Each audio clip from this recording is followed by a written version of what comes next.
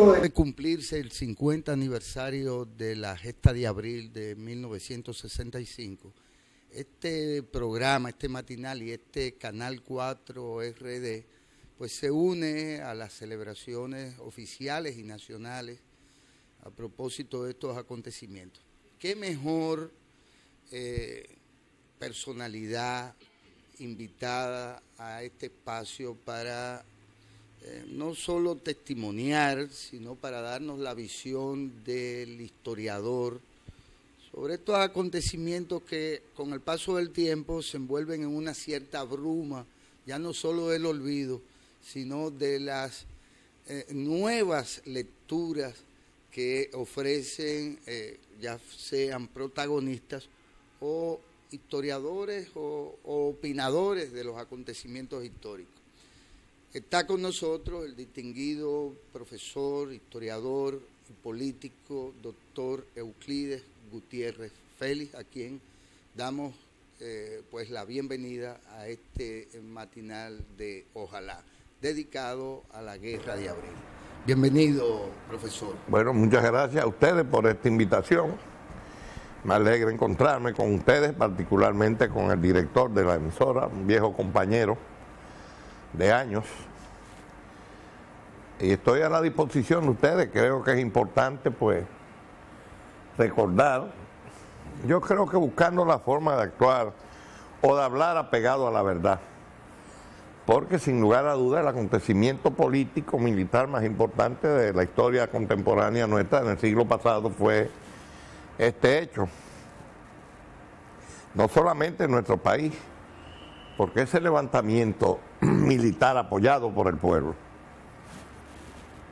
despertó unas simpatías extraordinarias, no solamente en América, en el mundo entero.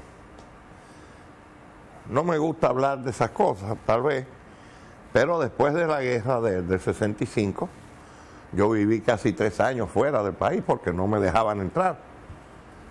Yo fui miembro de la comisión, de la delegación de la República Dominicana a la primera conferencia de solidaridad de los pueblos de Asia, África y América Latina, la tricontinental, que se celebró en La Habana, que fue un acontecimiento extraordinario.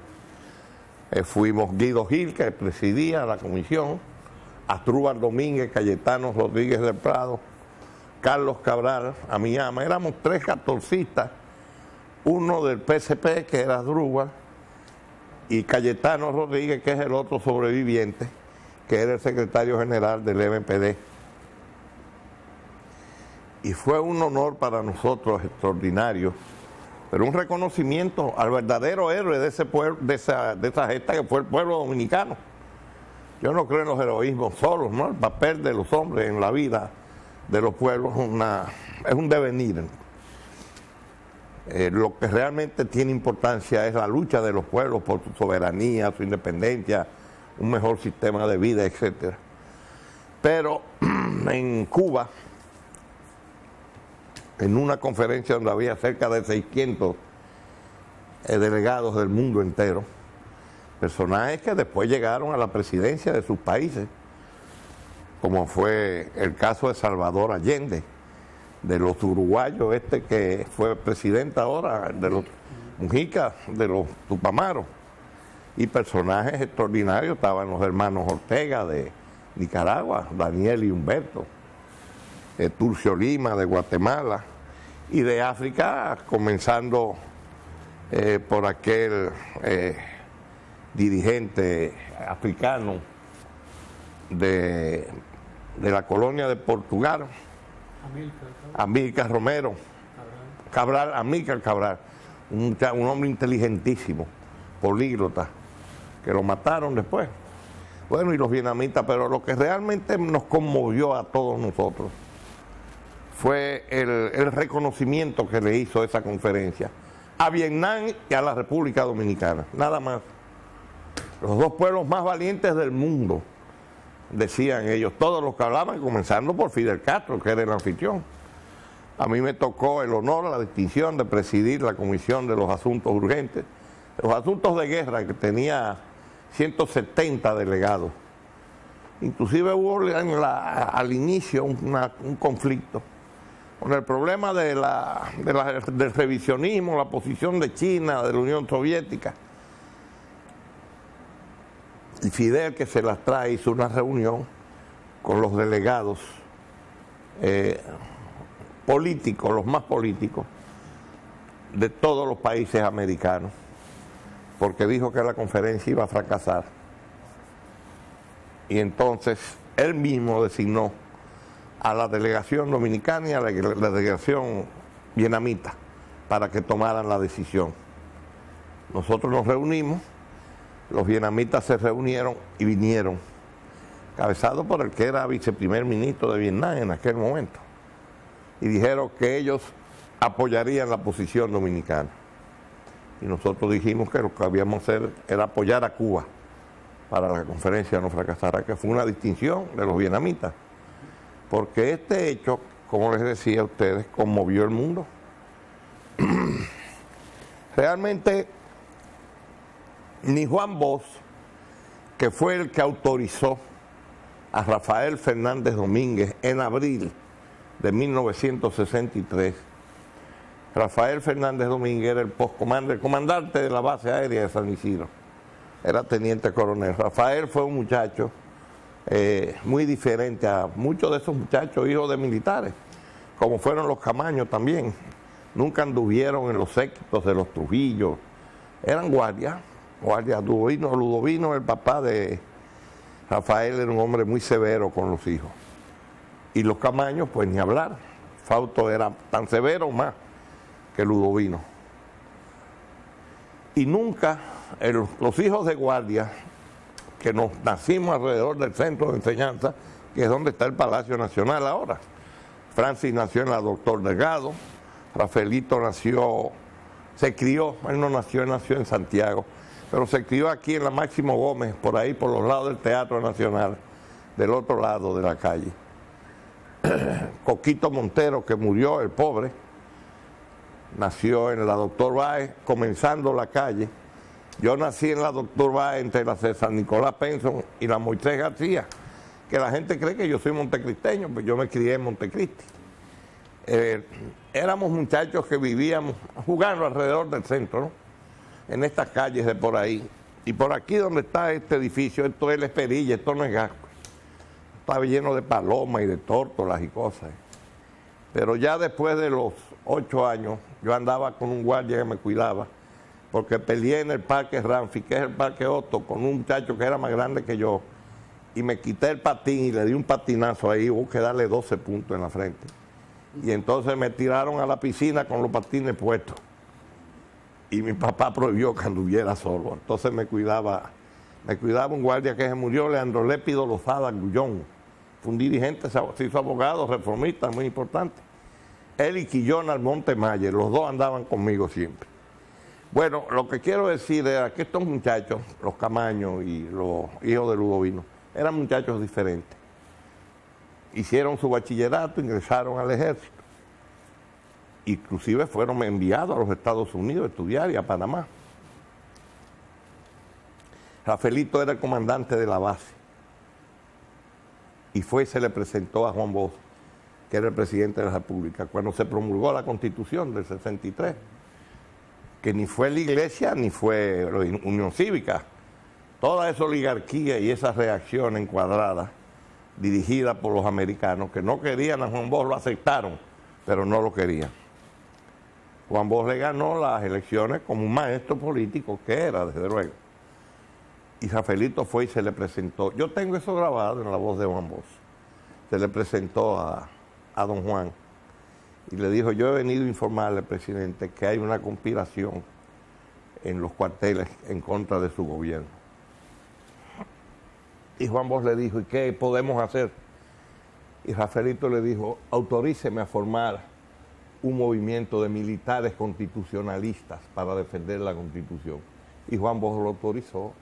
Sí, que en el 63, por Dios. Toda esa gente que está hablando sin saber, sin tener idea de nada. El jefe político de ese movimiento era Juan Bosch. Era para reponerlo a él en la presidencia de la República. Y Juan Bosch lo autorizó. Y entonces Rafaelito fundó ese movimiento, Hay por ahí un volante que tiró la Fundación Fernández Domínguez, donde están los 12 fundadores del movimiento constitucionalista. Eso eran militares nada más. Bueno, eso fue en el 63, un gobierno despótico, corrompido, que mató a Manolio y a sus compañeros cuando era innecesario matarlos, porque venían a entregarse, a rendirse. Lo mataron con las banderas blancas en la mano, con unas camisillas blancas. El único sobreviviente de verdad de las manacas se llama José Daniel Ariza Cabral, que fue el que se negó a entregarse y a bajarla, y está vivo. Acaba de publicar un libro donde reseña todo eso. Todo lo que ustedes oyen hablando pendejadas en la televisión, eso es mintiendo y hablando mentiras, y que con una gorra del 14 de junio. José Daniel Ariza, que los vio desde arriba donde estaba, cuando estaban matando a los muchachos, a Manolo y a los compañeros. Es importante, Clive, dejar eso establecido, que el movimiento constitucionalista es previo a la Revolución de Abril, porque hay gente que cree que se forma a propósito de la Revolución de Abril. No, por Dios, eso fue desde abril de 1963. Yo creo que la Constitución se promulgó el 30 de abril. Y al otro día, al ver Rafaelito Fernández, que no fue ni la iglesia, ni los diputados de Unión Cívica, ni de la oposición al acto, se sintió sospechoso y molesto. Y entonces comenzó a averiguar. No había un movimiento ya en el que estaba Wessing y todo ese grupo metido, manejado por los norteamericanos, por la embajada. Era para tumbar el gobierno. Entonces, ese movimiento se comenzó, ¿no?, funcionar. Yo decía, un gobierno corrompido, lleno de malquerencias y de cosas, incapaces totalmente, porque Donald no era un asesino, pero Donald era un hombre de negocios. ¿Qué sabía Donald de política? La política es un oficio, señores. La política es un oficio. Bueno, entonces ese movimiento se fue extendiendo, se incorporaron otros militares, un grupo numeroso. Yo les voy a dar a ustedes ahorita un volante que tengo ahí donde están los nombres. Miren. Ahí están los 12 fundadores de ese movimiento militar constitucionalista. ¿Podemos leerlo? Sí, vamos, yo te lo voy a leer. Teniente Coronel Ejército Nacional Rafael Tomás Fernández Domínguez, Mayor Roberto Antonio Cabrera Luna, de la Fuerza Aérea Dominicana, Capitán Héctor Enrique Lachapelle Díaz, Fuerza Aérea Dominicana, Capitán Fernando Rafael Cabral Ortega, Ejército Nacional, Capitán Fuerza Aérea Dominicana Rafael Armando Quiroz Pérez, ese fue otro. Todos esos muchachos estudiaron en los Estados Unidos. Primer Teniente Fuerza Aérea Dominicana Berto Gabriel Genao Frías, Primer Teniente Fuerza Aérea Dominicana Lorenzo Ascensión Silverio, que está vivo, Primer Teniente Fuerza Aérea José René Jiménez Germán, Primer Teniente FA Gerardo Brito, Primer Teniente FA Freddy Piantini Colón, Teniente FA Máximo Antonio Almanzar García y Primer Teniente Fuerza Aérea Antonio Ernesto González González. Se le dicen un apodo, el gato. Un alto él, muy bien parecido, cosa bueno. Estos son los fundadores de ese movimiento, que se fundó en mayo, porque fue el último día, creo, de abril, que fue Fernández Domínguez a hablar con Juan Bosch. Y en mayo se fundó ese movimiento. Muchos de ellos fueron retirados de las Fuerzas Armadas y otros como Rafaelito. No aparece Francis Camacho. No, pero Francis... No, Francis entra en diciembre de 1964. Que voy a hablar de eso, ¿no? Francis está aquí, ya después. Él y está Fernández Domínguez y se explica, ¿no? Porque ellos eran contemporáneos. Francis le llevaba un año a Rafaelito. A Rafaelito lo extrañaron después del golpe, que tumbaron el gobierno.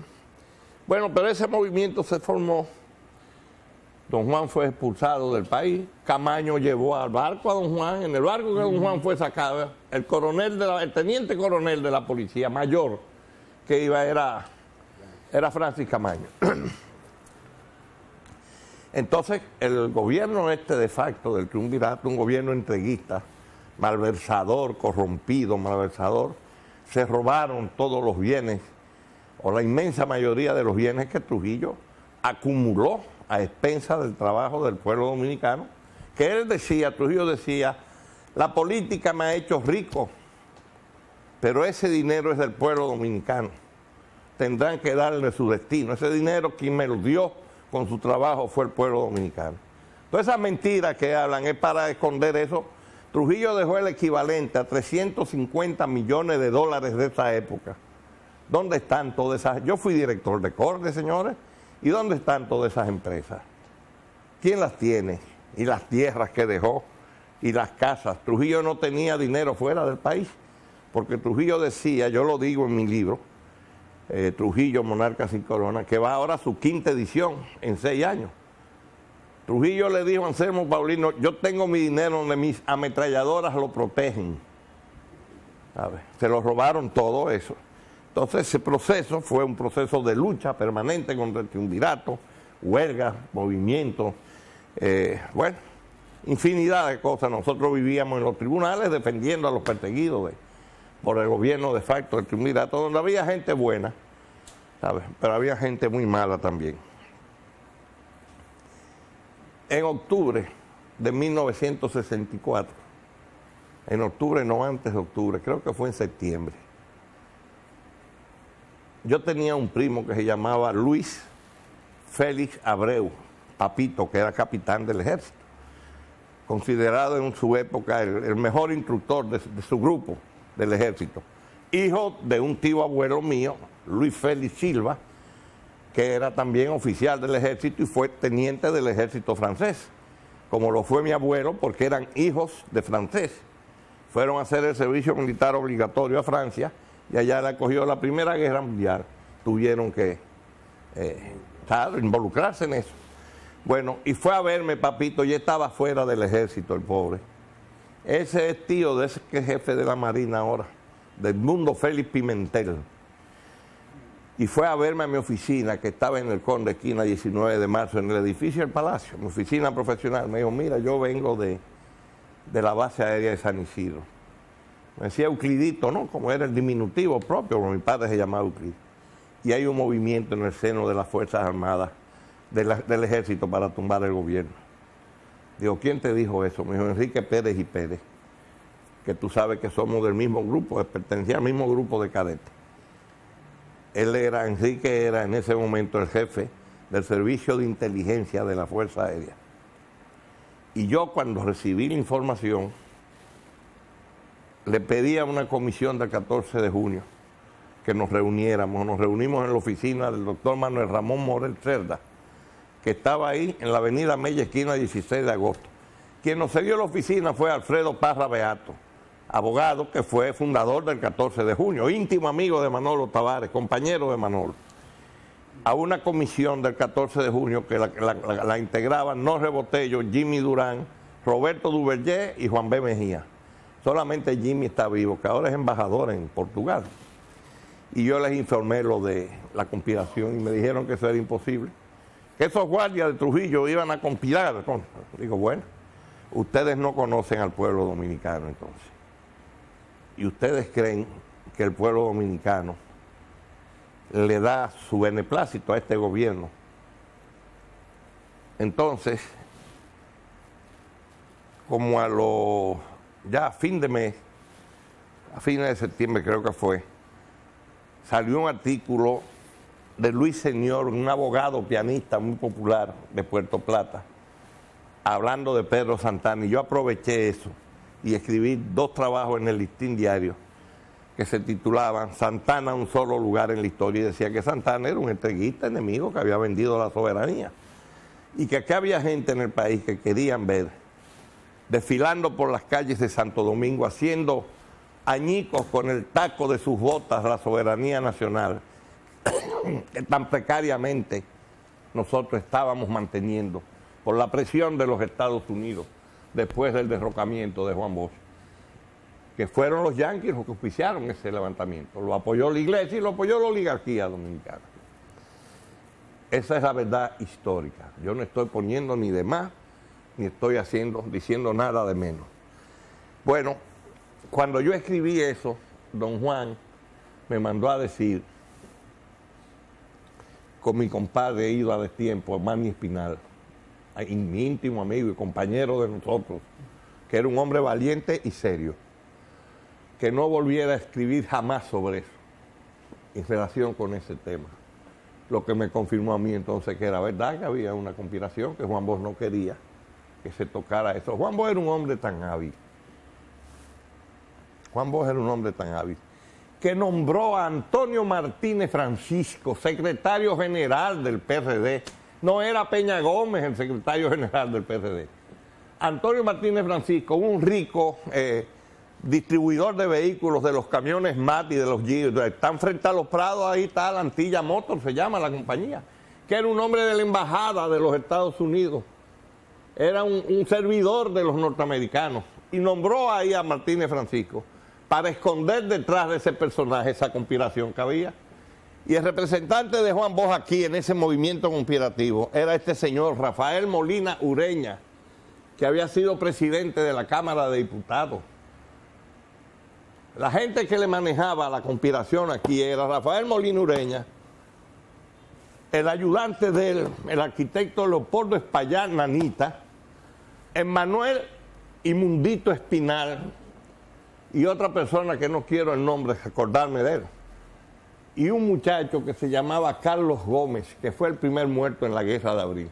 Ahí lo mataron en la 30 de marzo, esquina Trinitaria. Ahí tuvo el cadáver de ese muchacho 7 días, que lo mandé yo a cubrir con arena, porque no se había podido enterrar y después se enterró.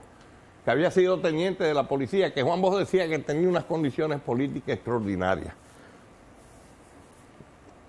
A fines de diciembre llegó Enriquillo de Rosario Ceballos, ahí al edificio del Palacio, a la oficina de Bienvenido Corominas Pepín, Dido Corominas, que era el presidente de la Comisión Política del PRD, fundador de Seguros Pepín, un abogado, contador, hombre muy conocido, y me mandó a buscar Enriquillo de Rosario Ceballos, que está vivo ahora, es embajador nuestro en las Naciones Unidas, hermano de la profesora Marina de Rosario, la pianista, que sacó unas canciones muy bellas. Me dijo, mira la carta que le mandó el profesor. Yo era el secretario de la Asociación Dominicana de Abogados, de ADOMA. Mira la carta que le mandó el profesor a mi hermana Marina. Entonces saluda a Marina y le dice, dile a Enriquillo, le dicen la carta de Juan Bosch, escrita a máquina, dile a Enriquillo que organice el ingreso de 100 profesionales universitarios que sean conocidos al PRD, que eso es importantísimo. Necesitamos el apoyo del sector profesional. Entonces, estamos hablando de 1964. 64, ya finalizando el año, en diciembre. Entonces yo le digo a Enriquillo y a Bienvenido, bueno, eso no es posible, porque la mayoría de la gente, de los profesionales de mi edad, mis contemporáneos, somos catorcistas, no somos PRDistas. Pero vamos a escuchar a otro compañero que es un hombre con experiencia. Y mandé a llamar a Ramón Andrés Blanco Fernández, mi compañero de oficina, fundador del PLD. Nosotros teníamos nuestra oficina al lado de la de Dido Corominas. Y entonces Blanco vino, leyó la carta y dijo, bueno, pero lo que dice Euclides es correcto. A ver, no se pueden, es difícil que se puedan conseguir 100 personas. Y me dijo Enriquillo, ¿y qué podemos hacer? Digo, vamos a hacer 2 concentraciones de profesionales apoyando, censurando al triunvirato, un gobierno corrupto, entreguista, y reclamando el retorno a la constitucionalidad. Y eso fue lo que acordamos. Hicimos la primera manifestación en el Rose Garden de la Cervecería Dominicana, Cervecería Nacional, presidente, allá en la Avenida Sánchez, frente al matadero viejo del Cami. Ahí lo hicimos en los primeros días de enero.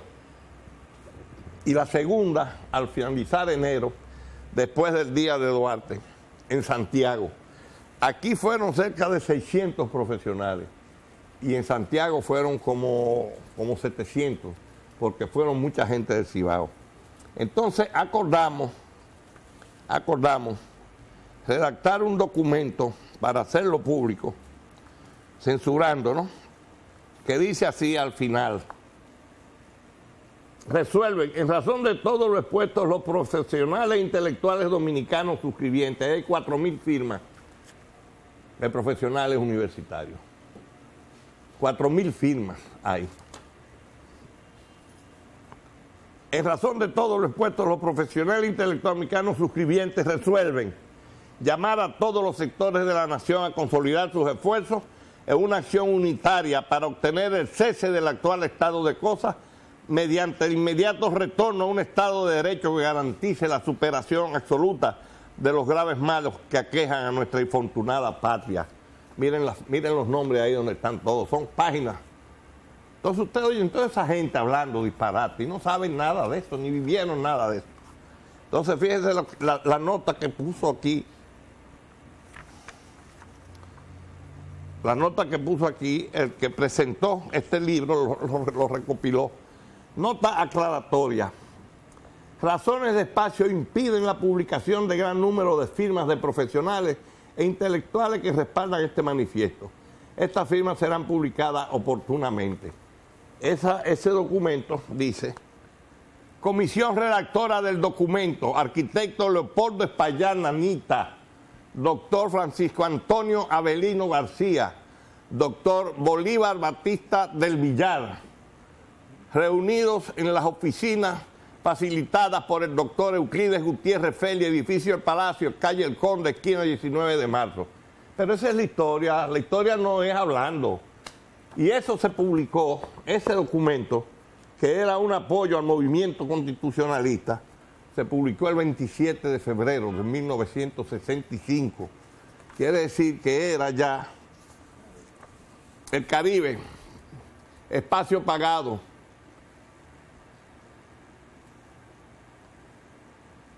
...26 de febrero de 1965.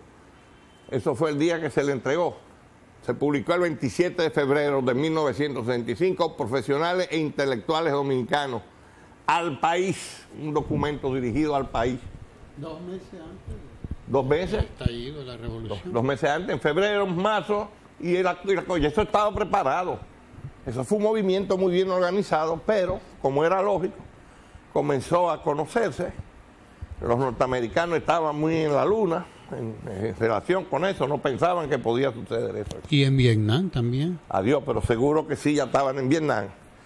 Entonces, ese movimiento fue develado, estaba afuera. Al salir Rafael Fernández Domínguez, pasó a ser jefe del movimiento el coronel Hernando Ramírez. Euclides, pero ¿por qué el movimiento...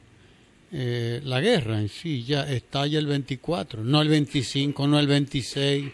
O sea, hay gente que se pregunta, es curiosidad. Estaba programada para iniciarse el 26, que caía lunes. Juan Bosch iba a venir en un avión acompañado de Fernández Domínguez, que ya había cruzado a Puerto Rico. Iban a aterrizar en San Juan de la Maguana, a donde estaba Caunabo Fernández, el hermano de Rafaelito, como comandante, coronel, comandante de la región. Inclusive hicieron un aeropuerto, hicieron una pista donde iba a aterrizar ese avión. Esa pista la hizo un dentista, Gonzalo González Canahuate, que era primer teniente del ejército. Ahí era que iba a aterrizar, pero el movimiento fue develado, los yanquis se lo informaron a Dona, y entonces le dieron los nombres, y Rivera Cuesta, que era el jefe del ejército, recibió órdenes de Dona Reed de apresar al coronel Hernando Ramírez, a Peña Taveri, ese grupo de oficiales y de sargentos que eran mecanógrafos y taquígrafos del Estado Mayor, ahí en el kilómetro 6, donde está la Universidad Pedro Enrique Ureña ahora. Lo que pasa fue que le avisaron, apresaron a Lora Fernández, apresaron se llamaba hermano de Arcadio Ramírez Sánchez, creo que era, y el capitán Novoa Garner, que murió no hace mucho. Murió recientemente. cuando se lo informaron a Hernando Ramírez le dio órdenes a Peña Tavera. Eso lo relató él en el patio del partido de nosotros, ¿tú no te recuerdas? Una conferencia que dio. Le dio órdenes a Peña Tavera que apresara a Rivera Cuesta y a los oficiales que estaban con él, y ellos fueron y lo apresaron. ¿Tú sabes quién estaba entre el grupo que apresó? Rainirio Cuevas Medrano, que fue guardaespaldas de Juan Bosch toda la vida, era sargento mayor, que se murió. Los hijos están por ahí, son funcionarios diplomáticos. Bueno, entonces lo apresaron y Hernando Ramírez le dijo que llamaran a Peña Gómez, que iba a salir el programa al aire, Tribuna Democrática, a la 1:30 del sábado 24 de abril, y le informara que el Estado Mayor había sido apresado. Peña lo hizo, puso la marsellesa y se fue. Peña no llamó al pueblo a la calle, eso no es verdad. Ahora mismo estaba aquí hace un momento Pujol Manzueta. Ustedes lo vieron, vestido de coronel. Ese llegó a la casa de Leopoldo Espallana Anita, en la Bolívar, esquina Leopoldo Navarro, una casa muy bonita, ahora hay una clínica, una casa donde vivía ahí Leopoldo Espallana Anita. Llegó Pey, vestido de guardia, con una ametralladora Cristóbal en la mano. Y nosotros acabábamos de llegar, Blanco Fernández y yo.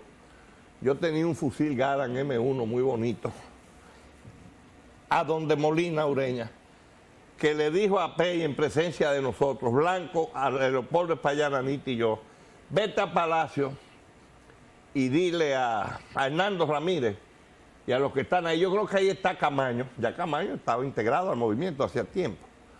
Dile a Camaño que yo no voy a Palacio hasta que no saquen a Don Arri de ahí. Digo, no, Rafaelito, vamos a cogerlo preso. Vamos a cogerlo preso, no es que se vaya de ahí, vamos a cogerlo preso. Entonces llegó Tony Avelino y nos fuimos al Palacio los tres. Ahí estaba Camaño con una camisa de civil de mangas cortas, al frente de una compañía de soldados, había venido, porque ya Rafaelito lo había integrado al movimiento desde enero, cuando lo dejaron entrar aquí 2 días, inclusive con el consentimiento de la mayoría. La mayoría de los militares no querían que metieran a Camaño, porque Camaño que era muy represivo, era de los cascos blancos. Y Rafaelito dijo, pero pelea, nombre de pelea, y hay que integrarlo. Y entonces lo integraron, y los camañitos peleaban. Yo vi a Luis, el mayor de los Camaños, peleando con Ramfi, el hijo de Trujillo, ahí en la mansioncita, que le rompió la nariz, Luis, a Ramfi, con Trujillo en el balcón parado, viendo allá abajo el pleito. Y los guardias corriendo y Trujillo dijo, déjenlo que peleen, que son hombres. Muchachos de 15 años, peleando a los puños. Le rompió la nariz Luis a Ramfi, que era guapo, Ramfi era valiente, tenía miedo. Bueno, entonces los apresaron, Peña Gómez lo anunció y ya ahí comenzó el movimiento. Y me mandó a mí, desde el Palacio Nacional, cuando Rafaelito llegó ya, Don Arri estaba trancado en una habitación, porque la policía estaba en la calle persiguiendo a la gente, y el jefe de la policía era Desprader, Buellón Desprader, era el jefe de la policía. Y me dijo Rafael, Sí, Desprader Brache. Me dijo Molina, mira Euclides, como tú conoces a gente, ve y dile a Antonio Inver que se mande a retirar a la policía de la calle. ¿Qué digo yo? Ya él se había juramentado como presidente provisional de la República. Rafaelito se juramentó. Había nombrado a Máximo Lobatón, ministro de Interior, a la Jara Burgos, jefe de la seguridad, del DNI, qué sé yo qué. Y entonces cuando yo iba a salir, Pupito Eli Sánchez, que había llegado con Homero Hernández Almanzar, y Jesús María, el sobrino de Homero, que era teniente de la Marina, me dijo, ¿para dónde tú vas? Digo, que Molina Ureña me manda a hablar con Antonio Inver para que recoja a los policías que están en la calle, que están persiguiendo a la gente.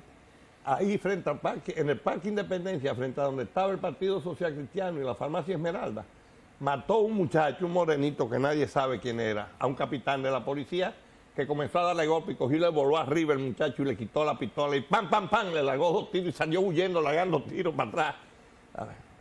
Oigan, el pueblo dominicano no es un pueblo fácil, ¿eh? Eso tiene una razón histórica y una explicación sociológica. Bueno, entonces Pupo me dijo, y Homero, vamos contigo. porque Pupo y Antonio eran muy buenos amigos. Pupo era jefe de seguridad del gobierno de Juan Bosch, director del DNI. Cuando llegamos a la casa de Antonio, estaba sentado con él ahí Adriano Valdés Hilario, coronel del ejército, que llegó a ministro de las Fuerzas Armadas después. Gente que yo conozco desde niño, mi papá era el instructor de toda esa gente. Y le dije a Antonio, yo vine, Antonio, porque me mandó Rafaelito Molina Ureña a hablar contigo. Yo conocí a Antonio desde que era un niño, no porque él era militar, el que era militar era el hermano que lo mataron, segundo, porque él era el jefe de mecánica diésel del taller de la Cruz de Palo Verde, no es la Cruz de Manzanillo, eso es un disparate, esa era la vieja, las plantaciones guineeras allá del norte. Antonio lo que es mecánico diésel. Y le dije, dice Rafael que recoja la policía que está en la calle. Y esto va a crear un problema muy serio, porque es el ejército que está rebelado. Y viene ahora la aviación a apoyarlo. Y la marina también, porque ya había muchísima gente que habían ingresado a ese movimiento. Y en ese momento comenzó una fragata que estaba ahí frente al Jaragua, a cañonear hacia acá, comandada por Rivera Cuesta, Rivera Caminero, que era el jefe de la Marina, largaron unos cañonazos, ¿no? Y pasaron volando rasante como 6 aviones P-51. Y yo le dije, tirando los cañones, los barcos, le dije a Antonio, ese es el inicio de un acontecimiento sin precedente en la historia de este país. Y en ese momento llegó Luis Amiyama. Saludó, que hay Euclidito, ¿cómo estamos? Ven acá, compadre, que quiero hablar con usted. Y se trancaron en una habitación. Y le dije a Pupo y a Homero, están muertos los dos, Jesús María es el que está vivo, vámonos, aquí no hay nada que hacer. Adriano, no te metas en eso, que tú eres coronel. Y volvimos al Palacio, cuando estaban bombardeando ya al Palacio Nacional. Bueno, y ese fue el inicio.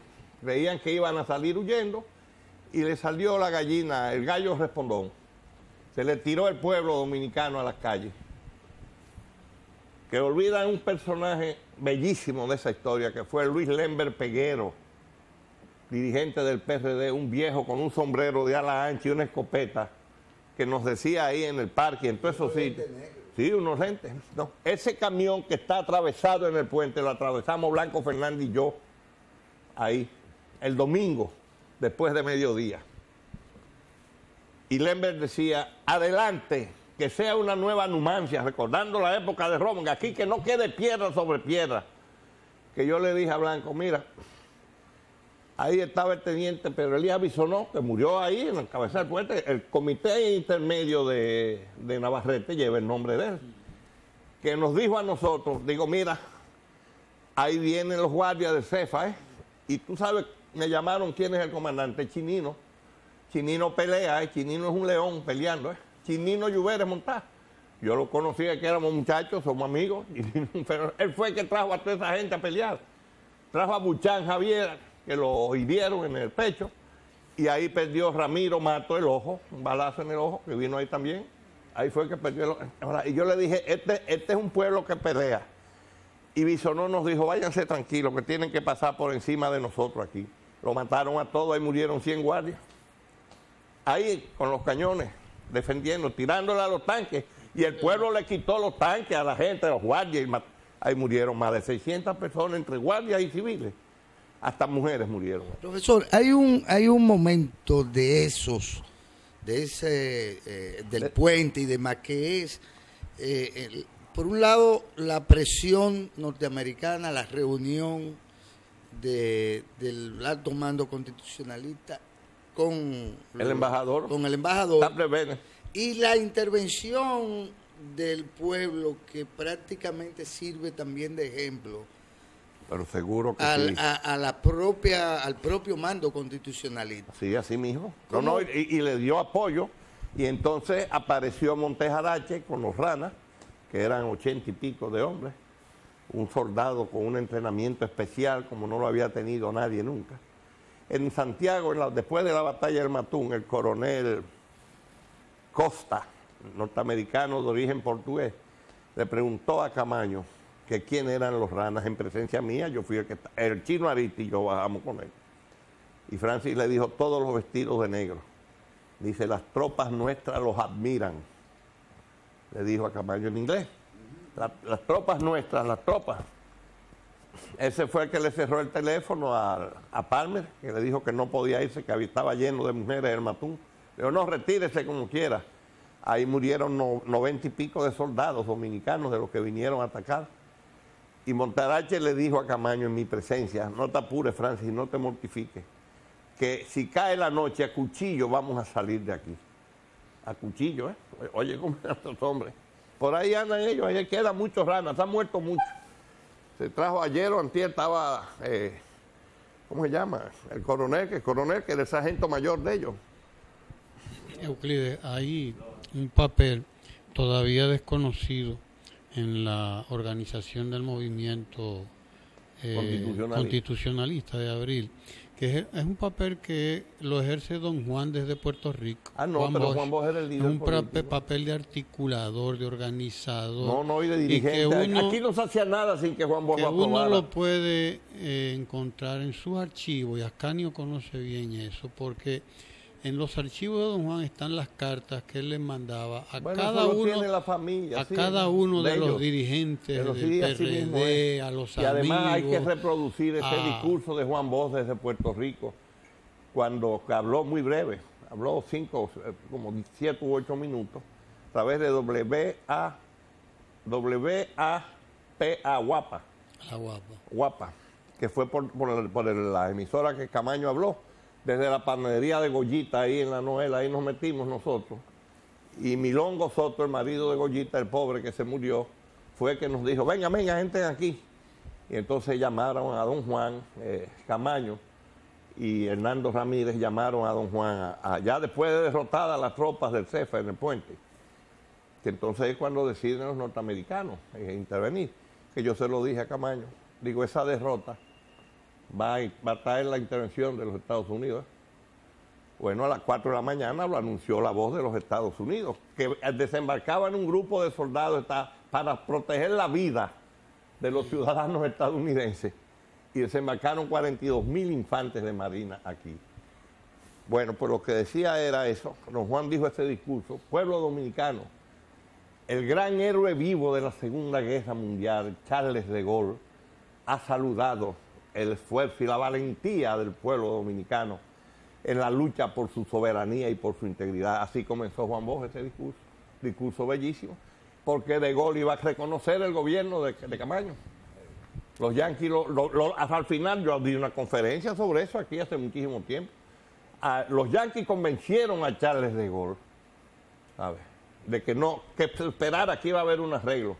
Porque una decisión, ya Camaño presidente, después que se juramentó, que Bonaparte Godefroy escribió en días pasados sobre eso.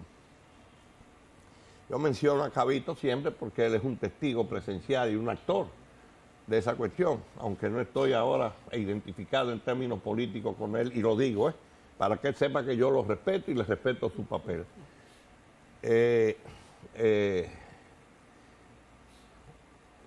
Ya Camaño juramentado,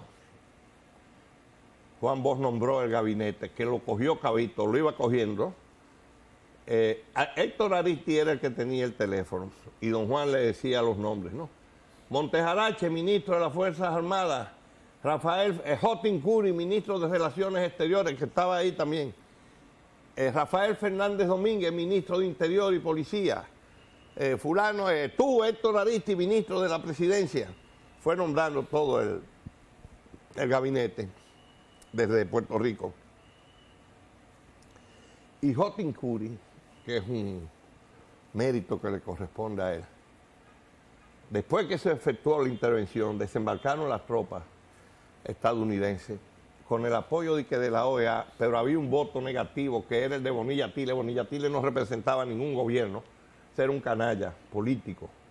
Ese es el calificativo que levantó la mano para que las tropas intervinieran en el país. Bonilla, eran 13 votos, quiere decir que le faltaba un voto. Y Bonilla Tile, que no era representante de nada en términos históricos. Los militares que gobernaban el Ecuador en ese momento, encabezados por el contraalmirante Castro Gijón, votaron en contra de la intervención y eran militares. Y cuando Abraham Harriman fue a Venezuela, mandado por Lyndon Johnson, Rómulo Betancourt le dijo, reúnase usted con los militares venezolanos y comunique qué es lo que ustedes quieren. Cuando fue, el general Briceño, que era el ministro de las Fuerzas Armadas de Venezuela, le dijo, cuando los soldados de Venezuela han salido de su frontera a otros países es para llevar la libertad, no la opresión y el crimen. ¿Ya? Entonces, ese era un movimiento repudiado en América. Bueno, pues Charles de Gaulle iba a reconocerlo y no lo reconoció. Entonces, Houghton Coury, que era un abogado excelente, de primera categoría, apoderó al Consejo de Seguridad de las Naciones Unidas de la crisis dominicana.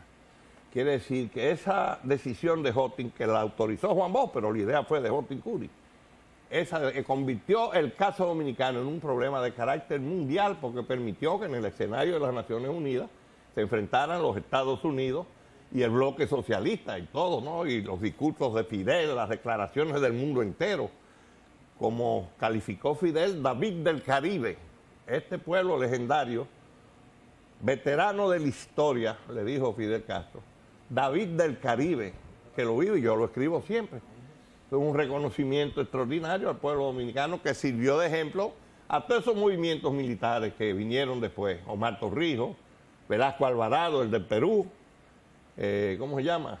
Chávez, ahora, que fue el último. Bueno, entonces, ese hecho, ¿quién es realmente el héroe de ese hecho? Es el pueblo dominicano.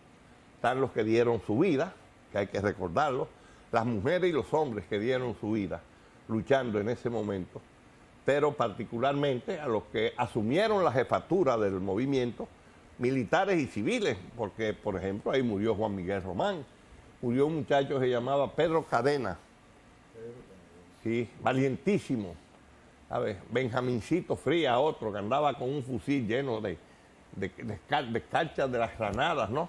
Estos fueron los que se enfrentaron con el grupo aquí de los rolistas, de Jaime Cruz, Barahona, Pichirilo, eran civiles. A ver, digo, y los militares, desde luego, la más alta expresión, Camaño, y el jefe militar más agresivo, que era Montejarache, con los Rana y todos los demás. Lora Fernández, los que murieron, los otros que van, hay muchísimos que están vivos. El propio grupo del B3. Del B3. Donde estaba Jorge Botello, no, ahí murió Yabio, haitiano. Murió allá arriba en Villa Francisca. Entonces, toda esa gente, el pueblo tiene que tenerlos presentes. Y a Pichirilo, que no, a Pichirilo, no. Destacaron. Sí, no, y además de eso, un personaje además de fama internacional. Pichirilo es el timonel del Granma, el yate que llevó a Fidel y sus compañeros a Cuba. Manolo González, el gallego, a ver, que estaba ahí en San Lázaro. Pero mucha gente, ¿no? Mucha gente valiente. Guillén, ¿tú no te recuerdas? Guillén. Aquel moreno que en Independencia, esquina Doctor Delgado. Sí, Guillén, sí, ahí estuvo él mucho tiempo. Estaba Pocho Espinosa y todos esos muchachos, y esos muchachos del 14 de junio que vinieron después, todos se incorporaron. Tan pronto terminó la batalla del Puerto y los del Partido Socialista Popular, el comunicado militar constitucionalista lo redactaron José Israel Cuello, Luis Gómez y Andrúbal Domínguez. Y se lo llevaron a Camaño y Camaño lo aprobó. Ya Camaño convertido en el jefe militar del movimiento. Estábamos en la librería de Fiume Vicini en La Pina, esquina Canela, ahí mismo pegado al Parque Independencia. Después fue que nos trasladamos entonces al edificio Copelo. Miren, yo viajé mucho por todas partes, por Asia, por África, por China, por Rusia, en toda Europa. Conocí personajes importantísimos. Y cuando los dominicanos llegábamos a un sitio, y yo particularmente que iba a dar, yo di un seminario de un día entero en Pekín ante el Estado Mayor del Ejército Chino, donde estaba Peng Dehuai, que era el gran mariscal de China, que había dirigido las tropas chinas en Corea. Esa gente, loco, pueblo pequeñito con apenas 4 o 5 millones de habitantes enfrentándose a los norteamericanos con armas viejas, Cristóbal y cuestiones, y quitándosela a ellos. Ahora, profesor, ¿por qué se encapsula hasta el punto de estar en una zona y llamarse zona constitucionalista? Y se produce en parte la matanza de San Francisco, vamos a llamarle. Bueno, lo de San Francisco fue una decisión que no había realmente posibilidad. Ahí todos los que murieron fueron catorcitas. En tiempos pasados murió Ibelice Acevedo, que fue una de las sobrevivientes, que era aquella actriz famosa dominicana, que murió en los Estados Unidos. Pero ahí todo el mundo después jugó su papel. De verdad, lo que pasa es que era realmente la nación más poderosa del mundo, todavía lo es. Terminaron arrinconándonos porque ellos creían que nos íbamos a largar los fusiles y íbamos a salir corriendo. Pero después intentaron hacerlo el 15 de junio. Y cuando se dieron cuenta, Palmer se había comprometido, Bruce Palmer, que era el jefe de las tropas norteamericanas, se había comprometido con Lyndon Johnson a tomar la ciudad en 24 horas. Y pasaron 48 y estaban largando tiros ahí arriba con ese tigueraje dominicano peleando, ¿sabes? Con una agresividad increíble. Ellos murieron más de 500 soldados estadounidenses, aquí ellos no lo han dicho nunca. En la batalla de Santa Bárbara, que fue el día 15 ahí, ¿no? A todo lo largo. Ahí murió Orojol. Todo eso, bueno, ahí murió César Gibre, sobrino de Juan Gibre, ¿no? César era teniente del ejército. Esa era la esposa de Miriam Pérez, que después casó con López Balaguer, el pobre. Murió agarrado él y un capitán del ejército de los Estados Unidos, uno frente al otro con la pistola sobada. Se mataron los dos. Ahí. Desde el punto de vista histórico, profesor, ¿cómo se explica el intento de toma del Palacio en el que muere no solo Rafael Tomás, sino Juan Miguel Román, Euclides Morillo, Ilio Capozzi? Ilio Capozzi tenía 66 balazos en el cuerpo. 66 balazos. 66. Y un muchacho se llamaba Juan Jiménez, que era catorcita. Mira, déjame hacerte este significativo, esta cita, ¿no? De algo real. Entre el comandante de esa zona, ¿no? Ahí baja de Santa Bárbara, era el coronel Quiró Pérez, que yo mencioné ahorita, estaba ahí en ese grupo, que era teniente. Está enfermo, está muy enfermo, está vivo, está enfermo. Que tenía aquí en el lado derecho el escudo de la escuela de Panamá, de la escuela de los Estados Unidos de Panamá, que cuando lo cogieron preso, cayó preso en el fragor de la batalla. Ahí murieron se calcula que ahí murieron entre 150 o 200 soldados estadounidenses, porque ellos no conocían esos callejones. Como dijo Héctor Lachapelle, le vamos a hacer la guerra de callejones. Ellos saben mucho de guerra de guerrilla, de guerra de tropas, pero la de los callejones no la saben.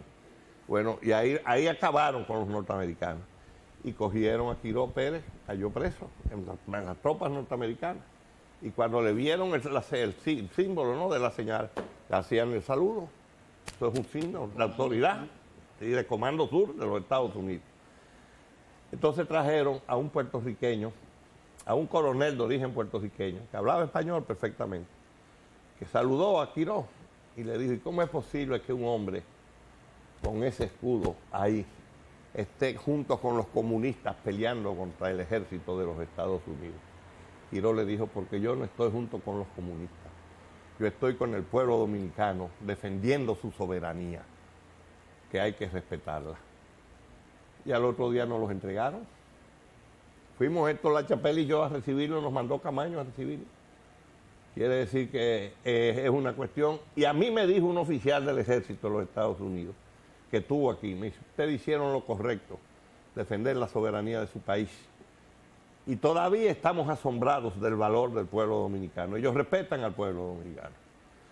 Eso me reía mucho. Y un día con Rico Carti, que me dijo que tenía razón, era yo. Ese fue a los puños con Han Aaron en un avión, que era de un personaje, y el Rico, que es un león, le cayó a trompar, porque lo estaba molestando a otro muchacho dominicano y le cogió algo.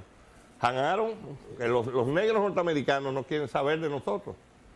Y más si somos quemados, no quieren saber. Entonces, ese hecho realmente fue un hecho extraordinario, que todavía hoy...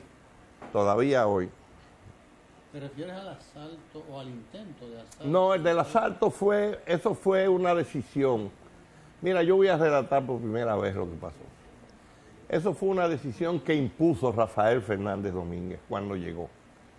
Porque ahora tú ya una vez oí la gente del PSD hablando disparate, pero Rafael vino en un avión, ¿y por qué Juan Bosch no pudo venir. Rafael Fernández Domínguez vino en el avión, en el Fuerza Aérea número 1 de los Estados Unidos, mandado por Juan Bosch, y lo acompañó Enrique Herrera Marín, coronel, jefe de la seguridad del ejército del Estado español, que fue fundador y uno de los maestros de la Academia Militar Batalla de las Carreras. Y vino con él, que era el jefe del Consejo Nacional de Seguridad, que le costó el cargo, ¿cómo era que se llamaba? Que hablaba español. Bueno, el que vino, que estaba representando a Johnson, porque se llegó a un acuerdo en Puerto Rico. Antonio Guzmán, presidente, ese mismo gabinete de Camaño y la gobernación del PRD para llamar a elecciones. No fue que fue Antonio Guzmán que se negó, eso es mentira. Lo que pasa es que el jefe de los halcones de allá, que era el subsecretario de Estado, cuando llegaron al país, yo era viceministro de Interior y Policía, Rafaelito era el ministro. Ya a las 2 horas de estar aquí, ya estaba con un uniforme verde olivo, con una ametralladora, con una pistola. Le digo, Rafaelito, tú tienes que sentarte conmigo para yo explicarte, porque hemos organizado una policía militar, constitucionalista, estamos haciendo esto. Me dijo, óyeme muchacho, el político eres tú. Yo no tengo vergüenza para verle la cara al pueblo si no peleo. Bueno, entonces, en combinación con los 14, el jefe militar del 14 de junio era Juan Miguel Román, y el segundo de Juan Miguel era Euclides Morillo. De común acuerdo con los 14 y con Montes Arache y los Ranas, decidieron asaltar el palacio. Y yo le dije a Lora Fernández, Lora, y a Núñez Noguera, que está vivo, dime una cosa, ¿qué objetivo tiene el palacio? ¿Vamos a podernos ahí, con los norteamericanos ahí? Me dice, bueno, lo que pasa es que yo no tengo autoridad para darle órdenes a Rafaelito, eran primos hermanos. Lora Fernández y Rafael Fernández Domínguez eran primos hermanos. Lora era el jefe del Estado Mayor del Ejército Constitucionalista, pero yo no tengo autoridad. Bueno, murieron. Sin embargo, Montes Arache no participa en el asalto. No, él estaba en las afueras, él no participó en el hecho, pero él estaba en las afueras con los Ranas. A Capozzi lo matan dentro del parque, dentro del patio del palacio, adentro. Bueno, en Londres le dije yo a Camaño, en 1966, yo venía de China y fui a Londres a ver a Francia, porque iban a hacer las elecciones ya en mayo, el 30 de mayo. Y le dije a Francis, tuvimos casi como hasta las 3 de la mañana jugando con unos carritos que le había comprado a los hijos, esos que son militares, que son mayores y coroneles. Le dije, Francis, siempre he tenido la idea. Francis no me decía Euclides ni Euclidito, Tiguerito. Desde que yo era un niño me decía Tiguerito. El compañero mío era su hermano Emerson Camaño de Ño, que se suicidó. Y me decía Tiguerito. Me dijo, mira, ¿cuál es la razón que tú permitiste ese suicidio de asaltar el palacio? Políticamente no tenía ningún objetivo. Nosotros no podíamos establecernos ahí. Se queda mirando.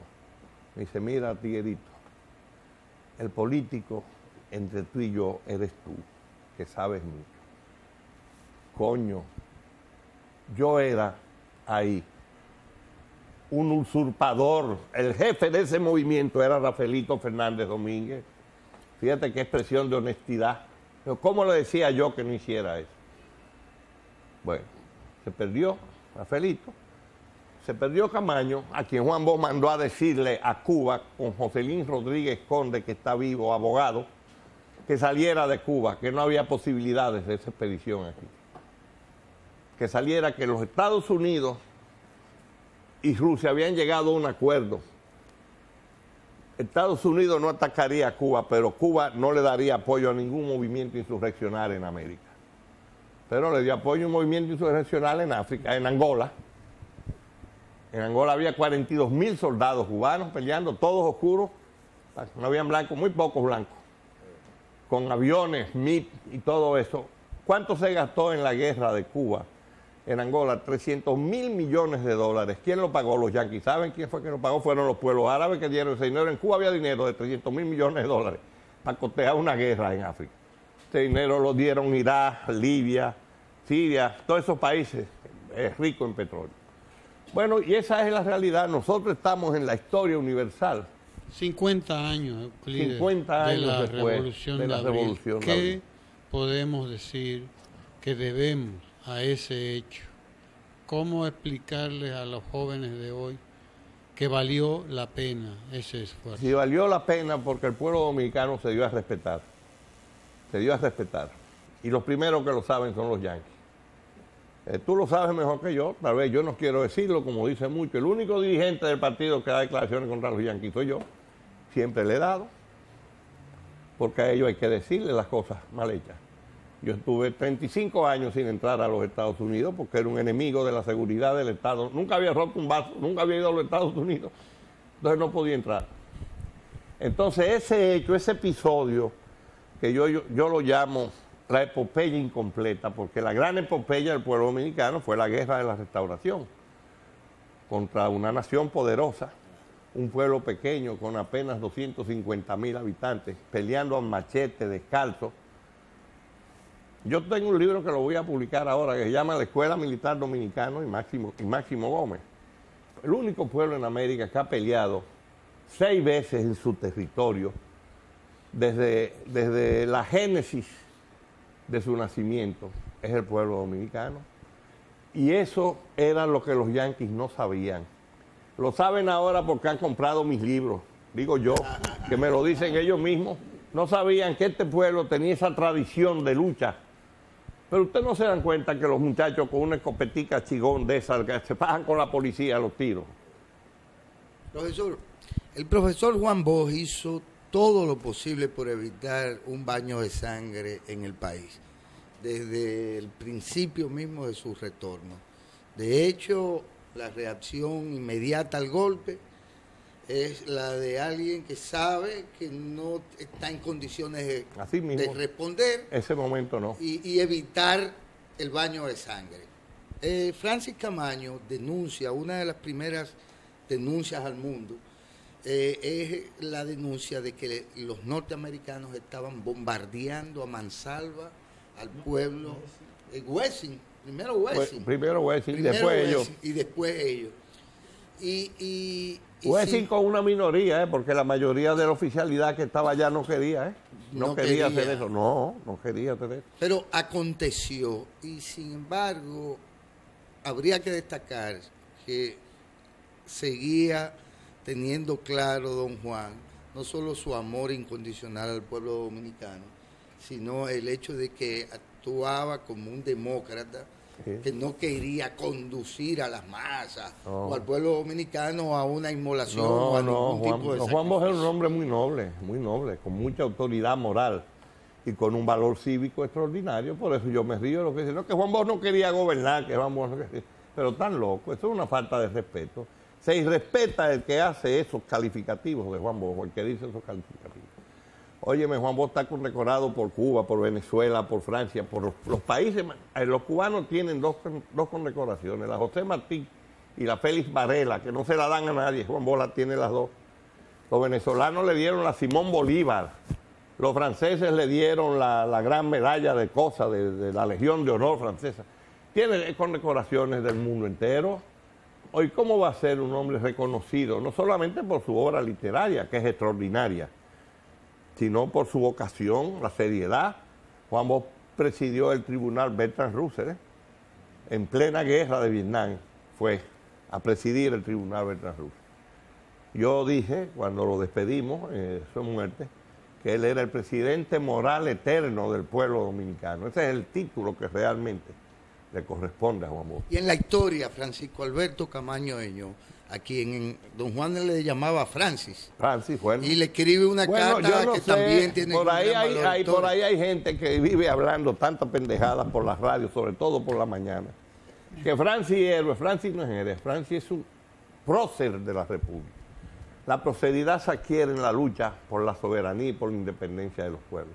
Los héroes son los de las guerras civiles, ¿no? Por ejemplo, las Mirabal son heroínas nacionales. Manolo Tavares, los que vinieron en las expediciones de junio del 59, del 48, los que con él murieron después, Manolo Tavares, son héroes del pueblo. Héroes y mártires de la nación dominicana. Pero Francis Fernández Domínguez, Jorge Botello, que se murió, todos los que murieron, Lora Fernández, que murió en el Matún, en Santiago, son próceres de la República. Y ustedes hacen muy bien en hacer este tipo de programas para ilustrar a través de estas frecuencias que son del pueblo dominicano, que de aquí salieron como 10 emisoras, por ahí quién sabe por dónde andan. Gracias, Euclides. No, gracias por a ustedes. Este testimonio tan interesante que nos acabas de regalar a propósito del 50 aniversario de la Revolución de Abril de 1965.